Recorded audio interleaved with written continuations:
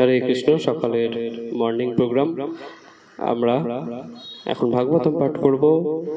আজকের ভাগবতমের প্রথম স্কন্ধের দ্বিতীয় অধ্যায় অর্থাৎ দিব্য ভাব ও দিব্য সেবার 13 নম্বর শ্লোক। আমার পরে পরে সবাই বলার চেষ্টা করুন। অত পুম্ভি দ্বিজ শ্রেষ্ঠা বর্ণাশ্রম বিভাগশ সনুষ্ঠিতস্য ধর্মস্য সংসিদ্ধি হরিতোষণম। অত পুম্ভি দ্বিজ শ্রেষ্ঠা বর্ণাশ্রম বিভাগশ সনুষ্ঠিতস্য ধর্মস্য সংসিদ্ধি হরিতোষণম।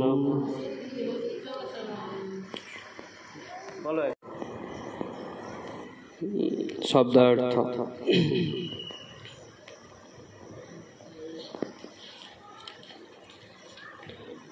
অতএব পুম্ভি মানুষের দ্বারা দ্বিজ শ্রেষ্ঠা হে দ্বিজ হে শ্রেষ্ঠ দ্বিজ ব্রাহ্মণগণ বর্ণাশ্রম ধর্ম বিভাগস্য বিভাগের দ্বারা সনুষ্ঠিতস্য স্বধর্মের ধর্মস্য ধর্মের সংসিদ্ধি চরম সিদ্ধি হরি পরমেশ্বর ভগবান তোষণম সন্তুষ্টি বিধান। অনুবাদ। হে দ্বিজশ্রেষ্ঠ, তাই সিদ্ধান্ত করা হয়েছে যে শ্রীয় প্রবণতা অনুসারে বর্ণাশ্রম ধর্ম পালন করার মাধ্যমে পরমেশ্বর ভগবান শ্রীহরি সন্তুষ্টি বিধান করাই হচ্ছে স্বধর্মের চরম ফল। তাই সিদ্ধান্ত করা হয়েছে কি, দ্বিজশ্রেষ্ঠ বলছে হে দ্বিজশ্রেষ্ঠ, তাই সিদ্ধান্ত করা হয়েছে যে স্বীয় প্রবণতা অনুসারে আমাদের যে প্রবণতা স্বীয় প্রবণতা অনুসারে বর্ণাশ্রম ধর্ম পালন করার মাধ্যমে পরমেশ্বর ভগবান শ্রীহরি সন্তুষ্টি বিধান করাই হচ্ছে স্বধর্মের চরম ফল। স্বীয় প্রবণতা মানে নিজেদের প্রবণতা অনুসারে গুণ ও কর্ম বিভাগস্য। বর্ণাশ্রম ধর্ম কেন বানিয়েছেন ভগবান? গুণ ও কর্মের বিচারে, জন্মের বিচারে না। আমি জন্মে ব্রাহ্মণ তাহলে আমি ব্রাহ্মণ নই। যদি আমার গুণ ও কর্ম ব্রাহ্মণের মতো হয় তবেই আমি ব্রাহ্মণ। স্বীয় প্রবণতা হচ্ছে এটাই আমাদের প্রবণতা। যেমন আমরা কি ব্রাহ্মণ হতে পারবো? হ্যাঁ, না হলে এটা আমি ব্রাহ্মণ নই, তাই না?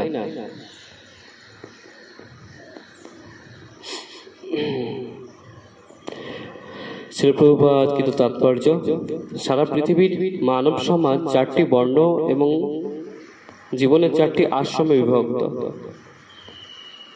4টি বর্ণাশ্রম হচ্ছে 4টি বর্ণ হচ্ছে বুদ্ধিমান শ্রেণী, সৈনিক, ব্যবসায়ী এবং শ্রমিক। বুদ্ধিমান শ্রেণী সৈনিক অর্থাৎ বুদ্ধিমান শ্রেণী মানে কি? ব্রাহ্মণ, সৈনিক ক্ষত্রিয়, ব্যবসায়ী কি বৈশ্য এবং শ্রমিক হচ্ছে শূদ্র। এই শ্রেণী বিভাগগুলি গুণ এবং কর্ম অনুসারে হয়ে থাকে, জন্ম অনুসারে নয়, তাই না? এই বিভাগগুলো যে বুদ্ধিমান নয় তাকে যদি বুদ্ধিমান শ্রেণীতে রাখা হয় তাহলে কি সেই বুদ্ধিমান শ্রেণীর সে ঠিকঠাক কাজ করতে পারবে, সেবা করতে পারবে? পারবে না। কিন্তু যে শ্রমিক সে শ্রমিকের স্তরে আছে, সে শ্রমিকের সাথে ভালোভাবে থাকতে পারবে, সে ঠিকঠাক করে সেবা করতে পারবে, তাই না? এখন যদি তাকে ঘন্টা দিয়ে বলা হয় তুমি ভোগ লাগাও, পূজা করো, পারবে। তাকে হয়তো একটা সেবা দেওয়া হলে তুমি এটাকে চারিদিকে ভালো করে পরিষ্কার করো, এটাও ভগবানের সেবা। কিন্তু সে তার প্রবণতা অনুসারে, আগে বলা হলো না, সে তার গুণ ও কর্ম অনুসারে, তার গুণটা ওই রকম, সে অতটা পারে না। বা তাকে যদি বলা হয় তুমি ভাগবতম আজকে পাঠ করে শোনাও, সে পারবে না। তখন তাকে এইরকম ধরনের সেবা দিতে হবে, যে যেমন ভাবে মানে এটা হচ্ছে কি বলা হচ্ছে কি যে এই শ্রেণী বিভাগগুলি হয়েছে কার উপর ভিত্তি করে? গুণ এবং কর্মের উপরে, জন্মের উপরে নয়। জন্মগত আমি শূদ্র বলে আমি শূদ্র থাকবো সেই রকম নয়। হ্যাঁ, তাই না? তাই তো মহাপ্রভু বলছেন কি যে কিবা বিপ্র কিবা নাসি শূদ্র কেন নয়, যেই কৃষ্ণ তত্ত্ববেত্তা সেই গুরু হয়, তাই না? তাই এই বর্ণাশ্রম ব্যবস্থাটা কি গুণ এবং কর্ম অনুসারে হয়ে থাকে, জন্ম অনুসারে নয়। তারপর জীবনেরও আবার 4টি স্তর রয়েছে, যথা জ্ঞান আহরণের স্তর অর্থাৎ ব্রহ্মচর্য স্তর, গার্হস্থ্য জীবনের স্তর অর্থাৎ গৃহস্থ জীবনের স্তর, অবসর প্রাপ্ত অর্থাৎ এই গৃহস্থ জীবন থেকে অবসর নেওয়া, সেটা হচ্ছে কি বানপ্রস্থ স্তর, এবং জীবনের লাস্ট স্তর কি ভক্তিযোগ অবলম্বন পূর্বক পারমার্থিক জীবন অর্থাৎ সন্ন্যাস। কিসের উপর সন্ন্যাস? বৈরাগ্য মানে কি? জাগতিক বিষয়ের প্রতি অনাসক্ত হওয়া আর শ্রী ভগবানের প্রতি আসক্তি হওয়া, এটাই হচ্ছে প্রকৃত সন্ন্যাস। আর এই কলিযুগে সন্ন্যাস আশ্রম বলতে এটাই, জাগতিক বিষয়ের প্রতি অনাসক্ত হয়ে ভগবানের প্রতি আসক্ত হওয়া। তাই এটা হচ্ছে কি এই 4টি স্তর, আমাদের জীবনেরও 4টি স্তর, 4টি বর্ণ যেমন আছে, আশ্রম আছে, সেই রকম আমাদের 4টি স্তর আছে। প্রথম আমাদের ব্রহ্মচর্য পালন করা উচিত অর্থাৎ জ্ঞান আহরণ করা উচিত। তারপরে আমাদের গৃহস্থ আশ্রমে প্রবেশ করতে হয়, তারপরে সেই গৃহস্থ আশ্রম থেকে অবসর গ্রহণ করতে হয় অর্থাৎ বানপ্রস্থি হতে হয়। তারপরে কি সন্ন্যাস অর্থাৎ এই গৃহস্থ জীবনের প্রতি অনাসক্ত হয়ে, এই বিষয় আসক্তির প্রতি অনাসক্ত হয়ে ভগবানের প্রতি আসক্ত হওয়া, ভগবানের প্রেমময়ী সেবার প্রতি আসক্ত হওয়া। মানব সমাজের সর্বশ্রেষ্ঠ হিত সাধনের জন্য জীবনের এই বিভাগগুলি অপরিহার্য। তা না হলে কোনো সমাজ ব্যবস্থাই সুষ্ঠুভাবে গড়ে উঠতে পারে না। এই সমাজ ব্যবস্থা সুষ্ঠুভাবে গড়ে তোলার জন্যই, আমাদের হিতের জন্য, আমাদের মঙ্গলের জন্য এই স্তরগুলো, এই বর্ণাশ্রম বা এই যে 4টি আশ্রম, সেগুলোকে পালন করা উচিত। এটা আমাদের মঙ্গল হবে এটা করলে। আমরা যদি ব্রহ্মচর্য, গার্হস্থ্য, বানপ্রস্থ, সন্ন্যাস এরকম ভাবে যদি আমাদের নিজের জীবনটাকে ভাগ করে নিই, তাহলে এটা আমাদেরই মঙ্গল হবে। নাহলে সারা জীবন কি থাকবো? আমরা বিষয়ের প্রতি আসক্ত হয়ে থাকবো, সংসারের প্রতি আসক্ত হয়ে থাকবো, মায়ায় আটকে থাকবো। তাই আমাদের মঙ্গলের জন্যই এই সমাজ ব্যবস্থাকে সুষ্ঠুভাবে গড়ে তুলতে, এই সমাজ ব্যবস্থার জন্য এই 4টি আশ্রম। কি কি সমাজ ব্যবস্থার জন্য না, সমাজ ব্যবস্থার জন্য কি করতে হবে? সমাজ ব্যবস্থার জন্য যার যেমন গুণ কর্ম আছে তাকে সেই বিভাগে রাখতে হবে, অর্থাৎ ব্রাহ্মণ, ক্ষত্রিয়, বৈশ্য, শূদ্র। এটা সমাজ ব্যবস্থার মঙ্গল হবে এতে। ব্রাহ্মণকে শূদ্রের দলে রাখা যাবে না, শূদ্রকে ব্রাহ্মণের দলে রাখা যাবে না, এতে সমাজ ব্যবস্থা ঠিকঠাক থাকবে। আর প্রত্যেকটা স্তরে, ব্রাহ্মণ হোক, ক্ষত্রিয় হোক, বৈশ্য, শূদ্র হোক, প্রত্যেকের জীবনের এই 4টে স্তর থাকবে, ব্রহ্মচর্য, গার্হস্থ্য, বানপ্রস্থ, সন্ন্যাস। তাতে তার চরম মঙ্গল হবে, পূর্ণ মঙ্গল হবে, ভালো হবে তার। পরমেশ্বর ভগবানের সন্তুষ্টি বিধানেই সর্বলিখিত বিভাগগুলির উদ্দেশ্য হওয়া উচিত। কি পরমেশ্বর ভগবানের সন্তুষ্টি বিধান। ব্রহ্মচারীর উদ্দেশ্য কি হবে? ভগবানকে সন্তুষ্ট বিধান করা। গৃহস্থের উদ্দেশ্য কি হবে? ভগবানকে সন্তুষ্ট বিধান করা। যে আশ্রমে থাকুক না কেন, তার উদ্দেশ্য কি হবে? এগুলোর উদ্দেশ্য কি? ভগবানের সন্তুষ্টি বিধান। যে আশ্রমে থাকুক না কেন, সে সন্ন্যাসী হোক, সে গৃহস্থ হোক, সে বানপ্রস্থী হোক, সে ব্রহ্মচারী হোক, যদি না ভগবানের সন্তুষ্টি বিধানের জন্য এগুলো হয়, তাহলে তার প্রকৃত লাভ হলো না। এটার প্রকৃত উদ্দেশ্য এটাই, যে সে ভগবানের যাতে সন্তুষ্টি বিধান আমরা করতে পারি।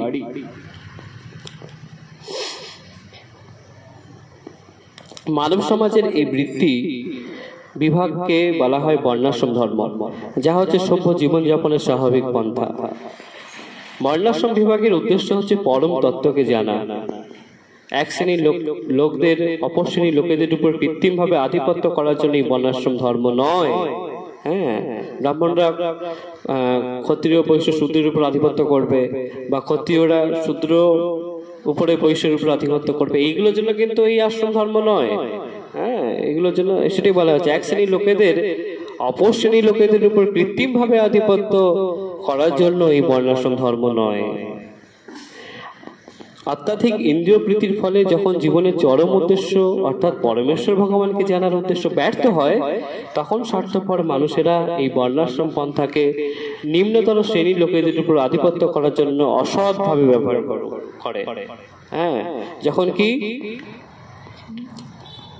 যখন অত্যাধিক ইন্দ্রিয় তৃপ্তি, ইন্দ্রিয় প্রীতির ফলে যখন জীবনের চরম উদ্দেশ্য কি? ভগবানকে জানা, ভগবানের প্রীতি বিধান করা, সেটা যখন ব্যর্থ হচ্ছে, কেন ব্যর্থ হচ্ছে? কৃষ্ণ ভুলিয়া জীব ভগবান যা করছে সেটাই, যে অত্যাধিক ইন্দ্রিয় প্রীতির ফলে যখন জীবনের চরম উদ্দেশ্য অর্থাৎ পরমেশ্বর ভগবানকে জানার উদ্দেশ্য ব্যর্থ হয়। ব্রাহ্মণ হয়েছে কিন্তু পরমেশ্বর ভগবানকে জানছে না, নিজের ইন্দ্রিয় তৃপ্তি নিয়ে ব্যস্ত আছে। হ্যাঁ, ক্ষত্রিয় হয়েছে, ক্ষত্রিয় ভগবানকে জানছে না। প্রত্যেকটা বর্ণের আশ্রমের সবকিছুর উদ্দেশ্য কি? ভগবানকে জানা, ভগবানের প্রীতি বিধান করা, সেটা একটু আগে বলা হলো।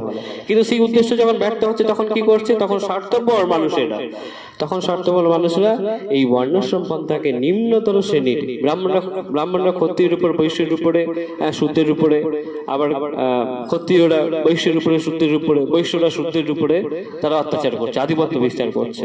তখন এই কিছু লোকেরা তারা কি করছে? এই আধিপত্য কিছু নিম্নতর শ্রেণীর লোকেদের উপর আধিপত্য করার জন্য অসৎভাবে ব্যবহার করছে এই বর্ণাশ্রম ধর্ম ব্যবস্থাটাকে। সেটাই এখন কিন্তু দেখা যাচ্ছে সম্পূর্ণভাবে।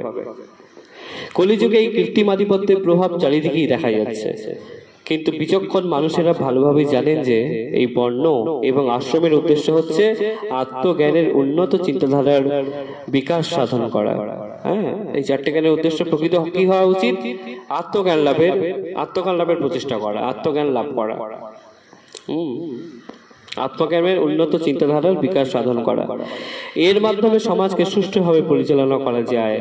এছাড়া এই বর্ণাশ্রম প্রথার আর কোনো উদ্দেশ্য নেই। হ্যাঁ, এইভাবেই ধরো আমাদের এখানে একটা ড্রয়িং কম্পিটিশন হচ্ছে, আঁকার প্রতিযোগিতা। তো যারা সবাই এসছে, বিভিন্ন তো বয়সের বাচ্চারা এসছে, সবাইকে একসাথে বসে দেওয়া যাবে একটা গ্রুপে? না। 1 থেকে 3 বছরের একটা বাচ্চার একটা গ্রুপ করা হতে পারে, 3 থেকে 5 বছরের একটা গ্রুপ, 5 থেকে 7 বছর, এরকম 7 থেকে 10, 11, তাই না? সেরকমই এই বর্ণাশ্রম ব্যবস্থার উদ্দেশ্যটা কি? যাতে এই ড্রয়িং কম্পিটিশনটার এই গ্রুপগুলো কেন করা হলো? যাতে সঠিকভাবে কম্পিটিশনটাকে পরিচালনা করা যায়। যার যেমন বয়স অনুযায়ী তার চিন্তাধারা, চিন্তা শক্তি, তার কার্যক্ষমতা, তার শৈল্পিক ভাবনা, তাই না, বিকশিত হয়েছে। যে কম বয়সী সে একটা অনেক বেশি বয়সী, যে 2 বছর বয়সে 10 বছর বয়সের বাচ্চার সাথে কি তার চিন্তা ভাবনা মিলবে না। ওই জন্য এই ভাগটা করা হলো গুণ ও কর্মের বিভাগে, তাই না? কি এখানে বলা হয়েছে তুমি কোন ঘরে জন্মেছ, আসো তুমি এই ঘরে জন্মেছ, এই আলাদা হয়ে যাও, এরকম করা হয়েছে না। হ্যাঁ, তার গুণ এবং কর্মের উপর ভিত্তি করে, যে না এই রকম বয়স, মানে এইরকম অত ভালো পারবে না, মানে ভালো পারবে না এই অর্থে, মানে আমাদের যেহেতু বয়স বড় হয়ে গেছে, মনে হচ্ছে ওটা খুব খারাপ পাচ্ছে না, ওদের দৃষ্টিকোণ থেকে ওরা ঠিকঠাক আছে। সুতরাং ওদেরকে একটা আলাদা বিভাগ করা দরকার, এই একটা বয়সের গ্রুপে একটা আলাদা বিভাগ করা দরকার। সেরকম আমরা আমাদের গুণ ও কর্মের ভিত্তি করে এই হচ্ছে ব্রাহ্মণ, ক্ষত্রিয়, বৈশ্য, শূদ্র, এই 4টে ভাগ করা হয়েছে।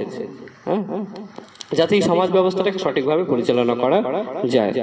হ্যাঁ, আত্মজ্ঞানের উন্নত চিন্তাধারার বিকাশ সাধন করা, এর মাধ্যমে সমাজকে সুষ্ঠুভাবে পরিচালনা করা যায়। এছাড়া এই বর্ণাশ্রম প্রথার আর কোনো উদ্দেশ্য নেই। শ্রীমদ্ ভাগবতের এই শ্লোকে বর্ণনা করা হয়েছে যে জীবনের চরম উদ্দেশ্য অথবা বর্ণাশ্রম ধর্মের চরম ফল হচ্ছে পরমেশ্বর ভগবানের সন্তুষ্টি বিধানের জন্য সম্মিলিতভাবে প্রচেষ্টা করা। সে কথা ভগবত গীতাতেও প্রতিপন্ন করা হয়েছে 4:13। বর্ণাশ্রম ধর্মের চরম ফল কি? ব্রাহ্মণ, ক্ষত্রিয়, বৈশ্য, শূদ্র সব একত্রেই, হ্যাঁ, যে যার গুণ ও কর্মের উপরে করে সম্মিলিত ভাবে প্রচেষ্টা করা কি ভগবানের সন্তুষ্টি বিধান যাতে হয়। হরে কৃষ্ণ। আজ এরকম অল্প বিরাম থাকলো, পরের দিন পরবর্তী শ্লোক নিয়ে আলোচনা করা হবে। বাঞ্ছা কল্পতরুভ্যশ্চ কৃপা সিন্ধুভ্যেব চ পতিতানাং পাবনেভ্যো বৈষ্ণবেভ্যো নমো নমঃ। অনন্ত কোটি বৈষ্ণবী বৃন্দ কি, শ্রীল প্রভুপাদ কি জয়।